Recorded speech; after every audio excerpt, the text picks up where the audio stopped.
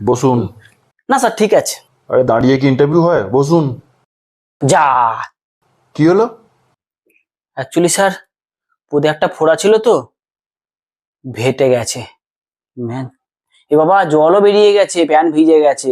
কোত্থেকে যে আবালগুলো ইন্টারভিউ দিতে আসে? কিছু বললেন sir? What is your name? হ্যাঁ, হোয়াট ইজ ইউর নেম? আপনি তো ইংলিশে অনার্স। কবে? আপনার নাম কি? আমার নাম গরুধন, না গোবর্ধন।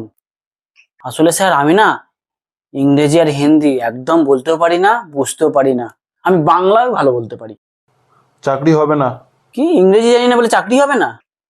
বাংলার ছেলে আমি, খালি বাংলাই বলবো, ইংরেজি জানি না সেটা বড় কথা নয়।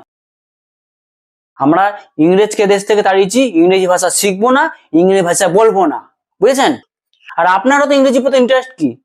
আমি যদি ইংরেজি ভাষা বলি না, তাহলে আপনাকে আমি নীল চাষ করাবো। এখানে সব ভাষার লোকেরাই আসে, শুধু বাংলা বললে হবে না। সেটা তো আমার জানা দরকার নেই।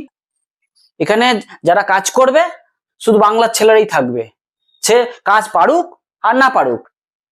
আর দরকার হলে কাস্টমারও আপনি সেরকম রাখুন, যারা কাস্টমার আসবে তারা যদি বাংলা বলতে না পারে তাহলে তাদের মাল বেচবেন না। ব্যবসাটা 28 টাকার পাউচ বিক্রি না যে শুধু ভ্যানালা রিস্কালারই আসবে। এখানে সব ভাষা। ওসব আমার তো জানা বোঝার দরকার নেই। আমরা বাংলার ছেলেরা ভালো দালালি মারতে পারি আর ভালো বাতালা মারতে পারি। এই যে আপনাকে এখন এই যে বেচে দিই না, এক্ষুনি দালালি কমিশন খেয়ে নেবো, আপনাকে বিক্রি করে দিই মার্কেটে।